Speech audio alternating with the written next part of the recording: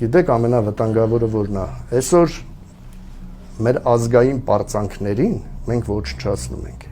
Ես մի քիչ առաջ մի տեղ էի, ուրեմն Արման Առաքելյանի անունը ես դրել եմ վրեժառու, ինչպես Սողոմոն Թելերյանը, երբ որ ասեց ես մարդ եմ սպանել, բայց մարդասպան չեմ, ինքը որպես վրեժառու վրեժ լուծեց իր ազգի համար, իր ծնողների համար, նույնը արեց այս մարդը, որ ինքը իր համար չարեց, ինքը արեց հայ պատվի տեսակի նամուսթասիբի համար։ Եվ իրան ես որպես վրեժառու կերպարի մեջ տեսա եւ տեսա մեր Պավլիկ Մանուկյանին,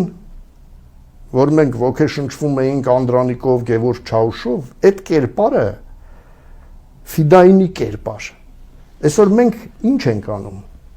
Մատաղ սերունդը տեսնում է ֆիդայինի կերպար, վրեժառուի կերպար, դատապարտվում են, նվաստացվում են, ամենավատ ձևով նրանց հասցեին խոսում են, ինչ անելու է մեր սերունդը, ոնց է դաստիարակվելու։ Գլոբալիստների ծրագիրը, որ չի լինելու հայրենիք, չի լինելու ընտանիք, չի լինելու, չգիտեմ, սահմաններ,